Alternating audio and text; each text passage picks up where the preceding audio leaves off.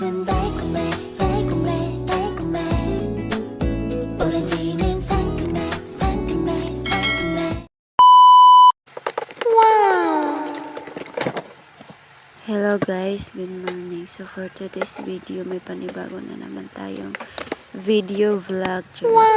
So for today's video guys, so kakagising ko lang talaga and it's early morning at 5:14 a.m. Ang aga ko kasi nagising guys. So kanina naman talaga ako gising mga 3 a.m. kasi parang hindi ko na ata matulog ulit guys kasi overthink na naman. So ngayon guys, nagluto pala ako ng egg at saka hot dog.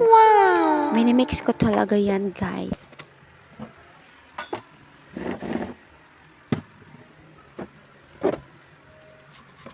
So for today's video, natapos na ang ating pagluluto. So kakain naman tayo.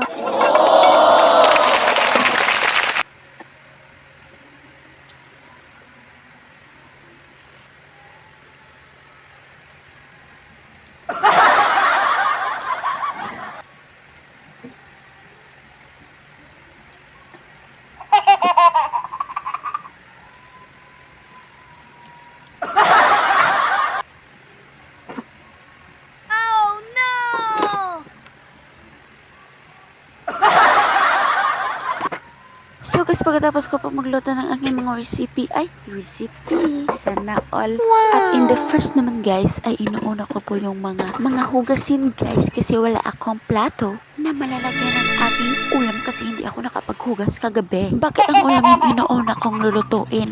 Bakit hindi ang rice ang inuuna ko? At pagkatapos kong nilagyan ng rice, ang rice cooker ko, at saka ko nalang kikilisin. So pagkatapos ko naman kinilis ang aking kanin sa rice cooker guys, at saka ko naman ipapatong sa kanyang nilagyan. Pagkatapos kong nilagay ang kanin sa rice cooker ko guys, at saka iniwan ko na lang siya. Pagkatapos tinignan ko ulit guys kung tama ba ang lahat. Charot. Ang sama ng loob ko talaga dyan guys kasi nagugutom na ang person niyo.